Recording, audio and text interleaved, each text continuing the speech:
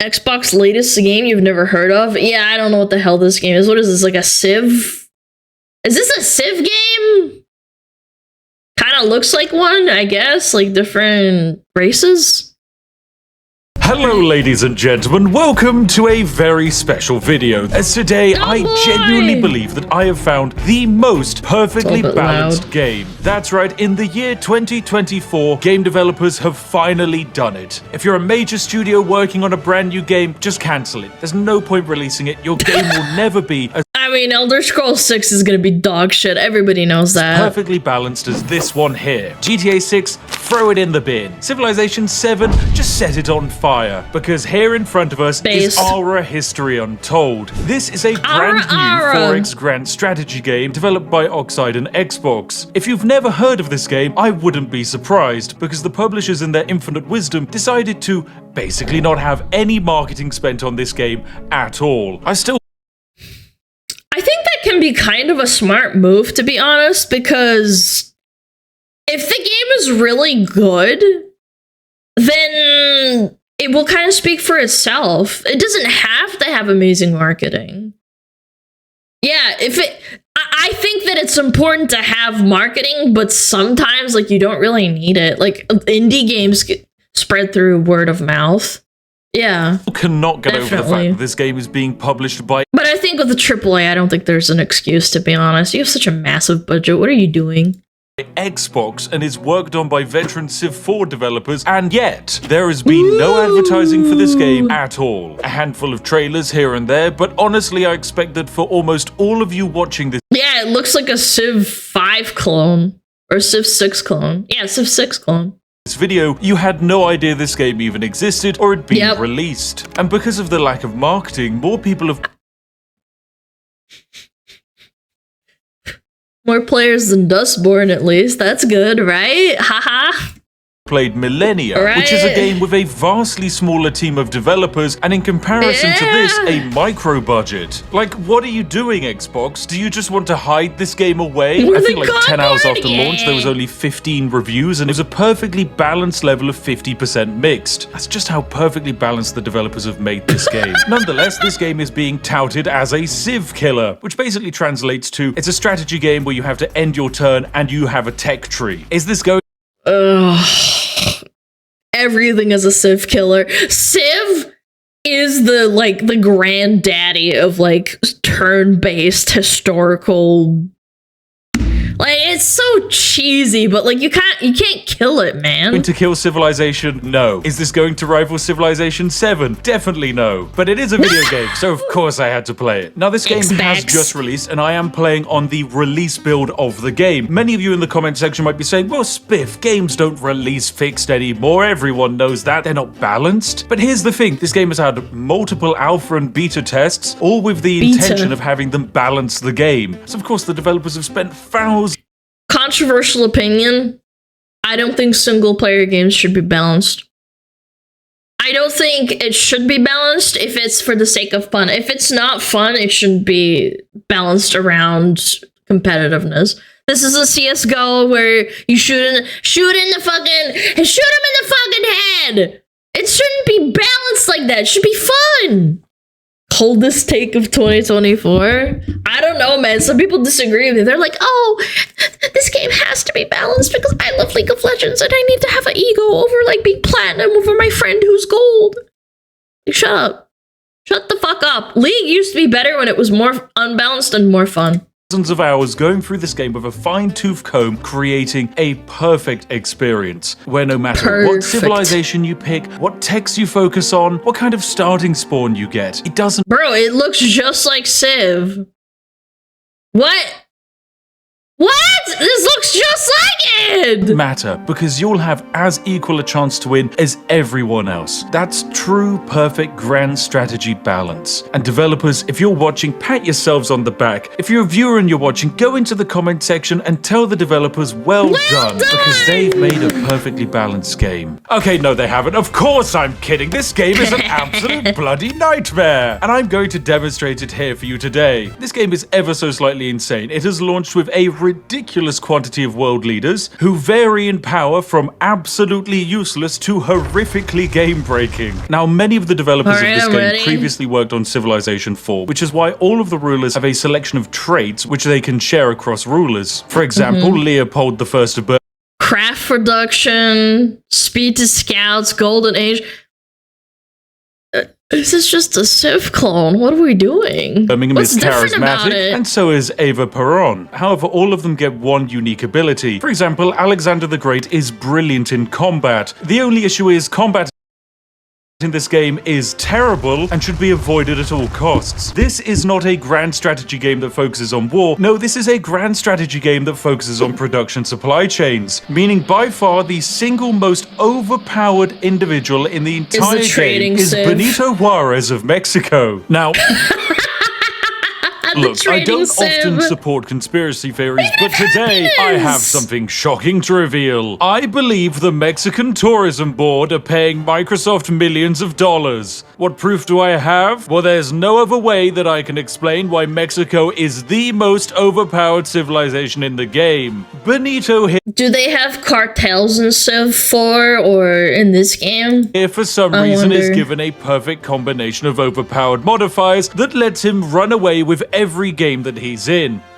Wait, let me read that. Go back. I'm actually invested. I'm actually interested.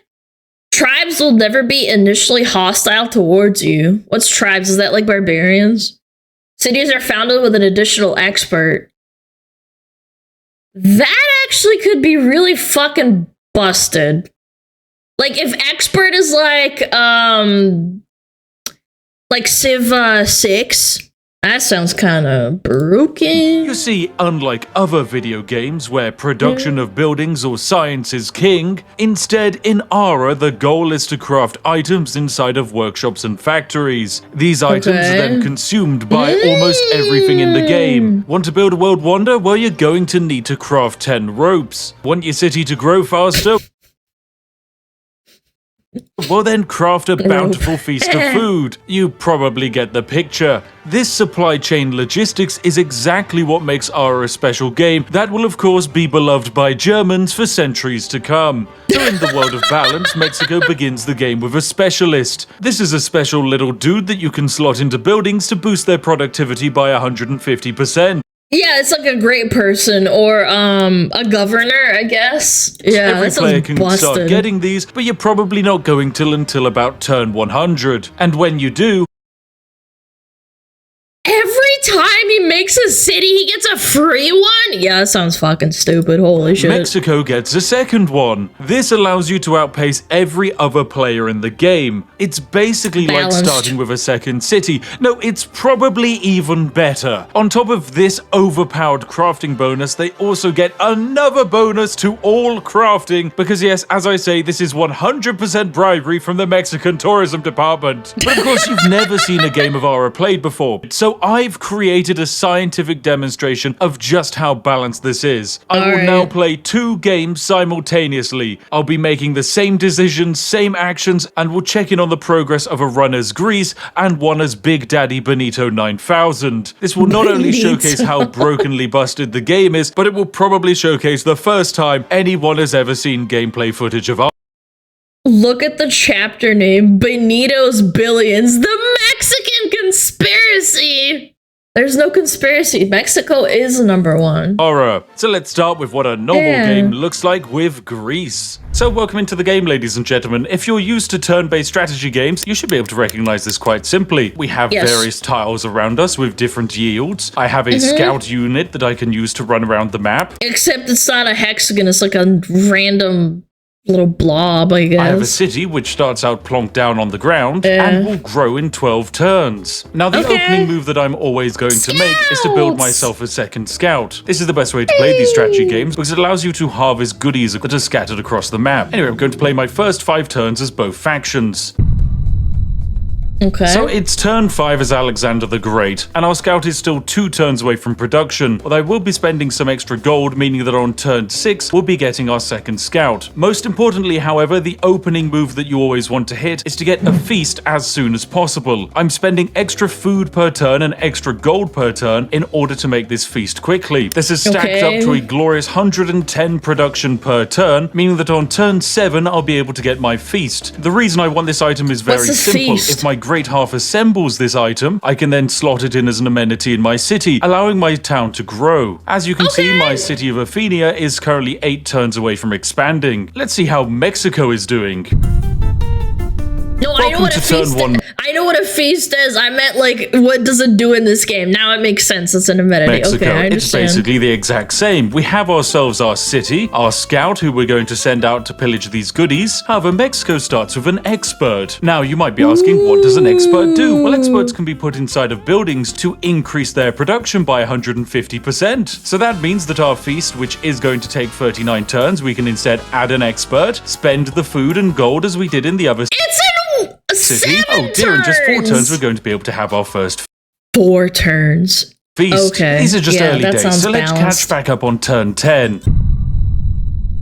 Welcome to turn 10 as Mexico. Our capital has grown to size 2, and we've managed to produce a second feast, meaning as soon as our first one expires, we'll be ready to slot in the second. With our city expanded, we're gathering even more resources, including barley. We've also managed to construct our first dwelling in our capital, which will boost the city's production along with its long-term growth. Let's see how the Greeks are doing. Not too Welcome hot, to I turn 10 imagine. as the Greeks. We've managed to also research just one technology. However, our settlement has only just unlocked the ability to expand, meaning we're 1 full turn of expansion behind the Mexicans. Now, whilst 1 turn behind might not sound like much, grand strategy games are all about snowballing. If you're able to get off to a good start, you're in the best position to continue to improve. If you have more yields, if you have more resources, if you have more growth, you will outpace everyone else in this game. And with Greece lacking itself an expert, it's just not able to grow quite as fast. You'll notice that even at city level 2, Greece doesn't get an expert in this city. In fact, they won't even at level 3. It's not until I just think it's so stupid. Like, getting a great person or whatever, let's just call it a great person, that early in the game? You're not even out of the first age yet. City tier 4, where Greece is actually going to be able to place down a specialist to double the output of this building. So let's check back in on turn 20. Oh, also, I haven't even finished the construction of my first dwelling. I will spend some extra gold to rush it along. However, it's frustrating that we're already so far behind. Yep. Okay, welcome back on turn 25. For Greece, we've managed to just construct our first settler. Our town is now up to size 3, and we'll get to size 4 on turn 45. We've managed to build our first farm, so we're now generating grain, and we've got a granary coming in 7 turns. I've gotten very lucky with the resource drops I've been given, and this has allowed me to put in some extra construction tools into my half, along with various events to give me upgrades like jewelry. But I wonder how the Mexicans are doing. Welcome to turn 25 as Mexico. We've been able to already get our second city down, and it's almost ready to grow. And now you have an extra expert for literally no reason. Yep. Capital has just had a grain store added to it, meaning it gets a further plus 30 growth. This number, of course, hasn't updated, but it's looking like we're going to hit city tier 4 in approximately 10 turns, also known as twice as fast as Greece. Yeah, fuck Greece. Right, I've reached turn 101 as both empires. I've played both games near identically, and other than having different world spawns, I've attempted near identical production queues. However, we have some diverging statistics. When it comes to prestige, which is the overall score of this game and determines whether you get eliminated, Mexico has 1.6 thousand. Greece has 1.1 thousand. Now, I'm a good player, and 1.1 thousand is by no means bad. In fact, it's much better than the rest of the AI. However, 1.6 thousand is over double that of the average AI player, and it's only turn 100. The most important statistical divergence is how... Look at that! Look at that score! It went literally like 9 fact that Mexico has 7 total cities, whereas Greece only has 6. That's a normal graph. Those fucking... Never mind. I was gonna make a political joke, but I won't. I will refrain myself. The combined population of the Mexican Empire is 78,629, whereas it is just 54,000 for Greece. Mexico controls a total of 36 regions. Greece only has 28. However, the most damning statistic for how broken Mexico is just comes down to the fact that I, on turn 101, are currently in the Antiquity Age, researching algebra. Meanwhile, Greece is still stuck in the Iron Age. They're researching. They know how to do algebra, and those motherfuckers can't even make iron yet.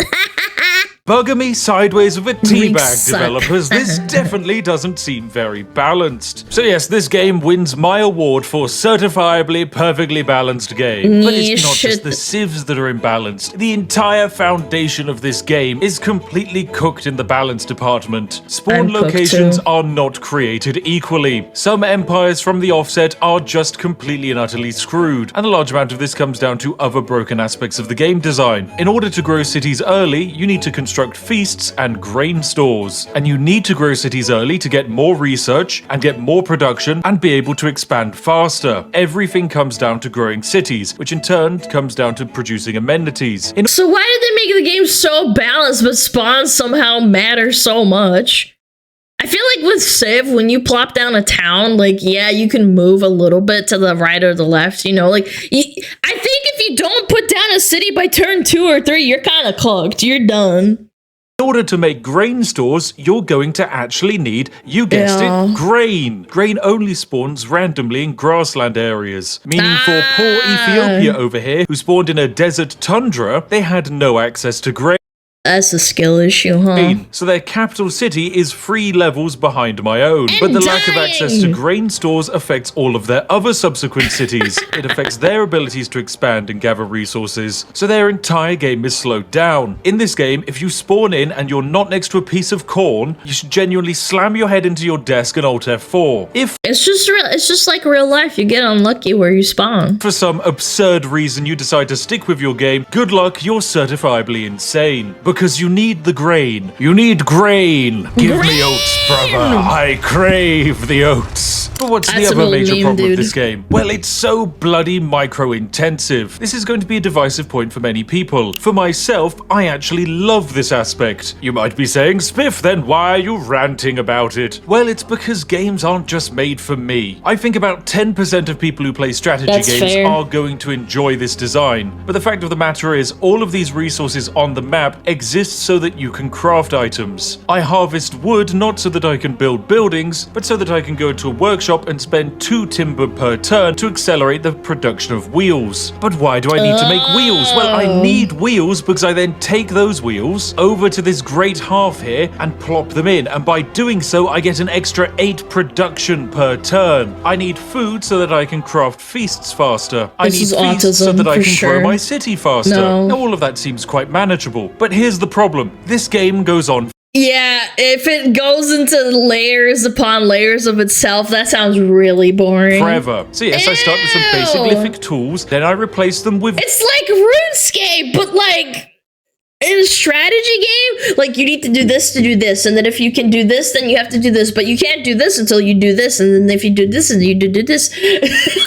wheels, then I might replace them with metal tools or rope. After that, it's industrial tools and gears. But that's just one of the slots in my great half. No, there's also a section for candles and decorative vases. Oh, don't forget the drink section. Pop in some brewed coffee for extra research per turn. What a load of nonsense. And then eventually you can even slot in a computer. Wow, that's great, but how do I make a computer? Well, for a computer, you need a We're in the Iron Age and we're talking about computers. Factory, and then in order to make a factory, you're going to need concrete and steel. Well, in order to make steel, you're going to need a forge and metallurgy. Don't forget about importing iron, metal ingots, and power, as well as fuel to accelerate the production speeds. Yeah, I mean, even basic buildings that I've just constructed for myself, like this standard workshop. Yeah, so like if someone has all all the, the steel and they don't want to trade with you, then you're fucked. Like, thank you. I click on it, I'm able to look at all of the things I'm eventually going to be able to construct in it. From basic tools to candles, I'll eventually be manufacturing clocks and eyeglasses. Oh, and who could forget the indoor stove? It's just madness. Every turn you spend in this game requires about 700 times more brain power than Civ. You have so many different spinning plates of production that unless you're completely hooked into the game and addicted, you're going to lose your mind, get lost, and then give up. So for yes, the 10% of people out there, you're going to love this game. This is going to be the greatest game you've ever played. But for basically everyone else, no. Please do not touch this video game. Infinite complexity in video games is fantastic. I love it. I love Songs of Six. I love Dominion. I was literally trying to think of the game. It was Songs of Six. Songs of Six, that video that Seth made? It's fantastic. I love it. I love Songs. Like, it's complicated, but you have to be a special kind of person to enjoy this kind of thing. Of Six, I love Dominion 6. Heck, I have thousands of hours in EU4. But this is the kind of game that would even give me migraines. And that's saying something. The next maddening design feature I want to talk about is, of course, combat. It is a terrible game, but that is because I'm playing on the hardest possible difficulty, meaning the AI is cheating like mad. It is statistically impossible for a player by now to have achieved 13 population in a city. Nonetheless, to demonstrate some combat, I'm going to declare war on Boudica here, with the goal of expanding. So there we go. Next turn, we're going to be at war. How exciting. So how does combat work? Well, basically, I've moved all of my forces into this terrain here, and the enemy has moved in their own forces. They've got a wedge formation comprising of 2 spearmen and 1 archer. I have 2 archers and 1 swordsman. Each turn, we will do the red amount of damage, and then the yellow amount of damage will be done the Yeah, it's kind of like Civ. turn after. The expected outcome is that I will win in 4 turns. How exciting. But of course, I can view the battle. So let's press the watch battle button. And this is what we get to see. Great. This is the battle. It's basically just like a... Dude, it's like shitty Total War. This legend. You get a replay of what vaguely happened. And then you just get this. Is dog shit. That's the battle. And it's just going to last a bunch of turns. From this point on, I can't do anything. I can't retreat or move my forces. There is nothing I can do with them. Now, there's a bunch of in-depth mechanics you can do with Warfare, like putting your units in formation so they do extra damage, making sure to counter your opponent's units. But the problem is, the game is so poorly balanced that you are either ridiculously ahead of the AI on 90% of the difficulties, or if you're playing on the hardest difficulty setting, you are never going to survive against. This is why I hate playing strategy games against AI. They literally cheat. They get more gold. They get populations at like certain intervals. I don't know why people do that kind of thing. They're like, oh, I love playing against like really difficult bots. And I'm like, but they're literally cheating. If you fight a real person, that's not going to be a thing. The AI, because on this difficulty, I can only have up to 5 land forces at a time. That's right, there is a cap on the amount of troops I can have. Meanwhile, because the AI is able to cheat, they can have as many as they like. They've got free units here, they've got a further 3 units here. I know they've got at least 2 more armies down here, both consisting of 3 units. So yes, I have to somehow fight a war with less troops. That's brilliant. Sorry, I'm allergic to bullshit. That's actually horseshit. Even in Civ, like, you can have as many as you want as long as you have the gold. So whilst there is an in-depth and glorious battle and war system you can have in this game, everything else is so broken around it, you can't really do anything with it. So it's time to conclude my mad ramblings and get a vague verdict on this game. Is it one of the most perfectly balanced games I've ever played? Of course not. Fuck this game. This is filled with so many insane balance choices that the late game is about as balanced as a house of cards in a hurricane. This does mean that for your first game where you reach future technology and you're using giant death robots to stomp Neolithic tribespeople with spears, it can be rather entertaining. But it absolutely... Yeah, but it gets boring after a while. I feel like when you have, like, again, as a kid, played Age of Empires, played Civ, once you beat the easy bot and you beat the snot out of it, it's boring. Like, why would you ever want to do that? Crushes your desire to play this game multiple times. There is some greatness here in the game, though, in the way that you're physically crafting up an empire and using natural resources. However, the diplomacy is so bare bones, and the deals that the AI offers have seemingly nothing to do with your relationship meter. I've had empires call me friends, and then literally the next turn declare war on me. I mean, that's accurate to Civ nature. You ever play a game and then you do something like nothing, and then like you get this angry stink eye from Mahatma Gandhi, the India Civ, and then they look at you and they're like, "I denounce you," and you're like, "What did I do? I just built something. Like, what does that make you mad?" God, it declares war with nukes? Yeah, exactly. Combat is also a mess. Too much fiddly complexity and not enough macro complexity. However, good luck finding a reason to do war, because your empire is always better off if you're at peace, and due to the limited city capacity, you'll find yourself often sitting around and waiting to conquer. Heck, incredibly wide empires like Mongolia or Greece have the same city capacity as Belgium. Belgium! That's Europe's favorite tiny speed bump. Oh dear, it's madness.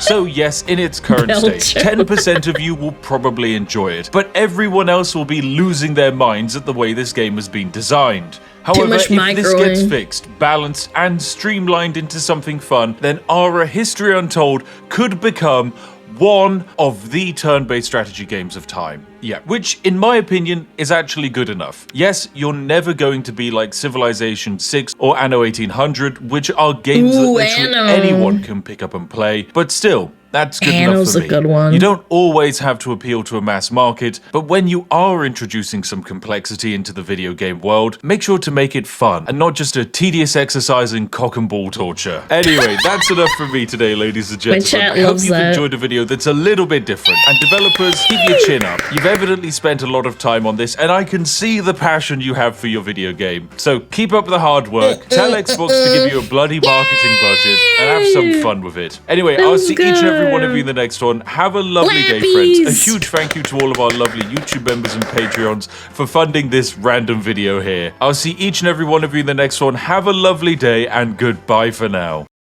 Yay! Oh, I don't know. It kind of makes me want to install Civ and then play for 100 hours and then I uninstall it for another 2 years. Oh my god. I loved modding Game of Thrones into Civ 5. Having the add-on, whatever. That was good. You have the map and everything, and you'd have the civs. Cool.